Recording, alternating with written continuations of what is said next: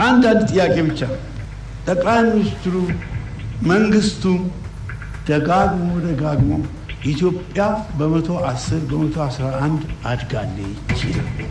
እኔ እሳቸውም የኢትዮጵያ ኢኮኖሚስቶቹ ያውቃሉ። በ111 ማደግ ማለት ተአምር ነው።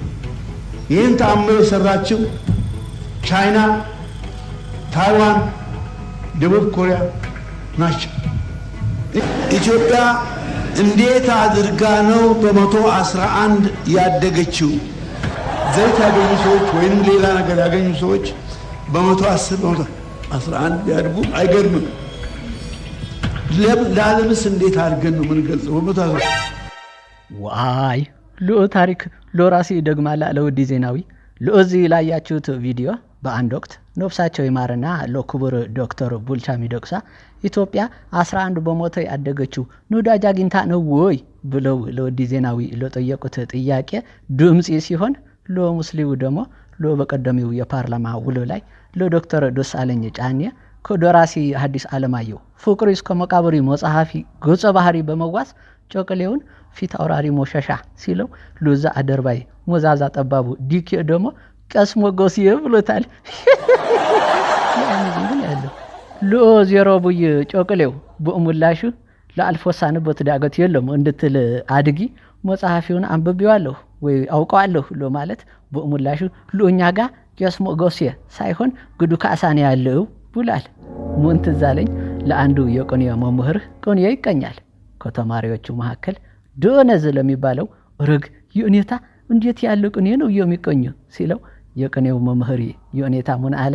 አይ ቆኔውን ለአንተ ከጎባህማ ምኑን ተቀኘ ነው። ለምን ግን ያለ አገኛችሁኝ ጋይስ? ወይ ተሞልካችሁ እንዴት ነው ወልከታች እስኪ ነው ክብሬስ ለዓለም ሊፈጣል ለመሆኒ ለበቀደሙ የጨቅሌው የፓርላማ ውሎ እንዴት አገኛችሁት? ለእኔ እኮ ግሩም ለሚለኝ ጨቅሌው ሐሳብ እንዳለበት መሪ ፓርላማ ሲገባ ለምናየው ፊቱ ላይ ለሚወጣው ማዲያት ከየት ነው የሚመጣ ስል ለሙሽቴ አልጋነሽ ምን አለች? ምናልባት ሳይነግሮን የኮሪዶር ልማቲው ላይ እንጀራ መጋገሩ ጀምሮ ይሆናል አትሉኝም? ለአሜዚንግ ነው ያለ ለዚ የንጭቅሊ ሞቸለታ ደግሞ የዩኤስኤድ እርዳታ መቋረጥ ምክንያት በማድረግ ተራብኩ፣ ተቸገርኩ፣ መኖር ከበደኝ፣ ልጆቼ ማስተማር አልቻልኩም ለሚለው ህዝቢ ስላቃዊ ለሆነ ሙላሽ የመንግስትና የግል ሰሩልዮች ከደሞዛቸው ለአደጋ ስጋት ክፍያ እንዲፈጽሙ የሚያስገድድ ረቂቅ አዋጅ አቅርቧል። የራበው ህዝቢ ስልጣን አይሞኝም። ስልጣን የማይመኝ ህዝቢ ደግሞ ተደራጅቶ የመንግስት ስጋት አይሆንም የሚል ሙድ ለሚያራምደው ጮጫው ማካቬሊ ህዝቢውን እንደፈለገው እየተጫወተበት ሳይ ምን ትዛለኝ? አንዱ የቆሎ ተማሪ አክሩፎ እራቱ ሳይበላ ይተኛል። በሚቀጥለው ቀን የኔታው ተላላኪ ቄስ ሞገሴ ሞተ ተማሃሊ እራት ያልበላው ማን ነው ሲል አኩራፊው የቆሎ ተማሪ ለእኔ ይላል። የኔታው ቄስ ሞገሴ ምን አለ? ዛሬም ድገም ተብለሃል። ግን ያለ ምን ለማለት ነው?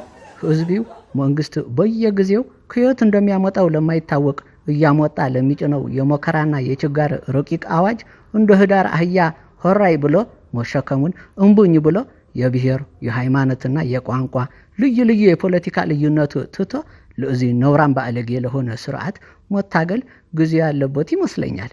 ካልሆነ ግን ለሁላችንም ወጣ ፈንታ ከቤት አትውጪ እያሉኝ ይኸው ከዘቦኛችን አረገዝኩ እንዳለችው በ40 ዓመትዋ ከእናትና አባቷ ጋር እንደምትኖረው ሴትዮ መሆኑ አይቀርም። ፒስ አውት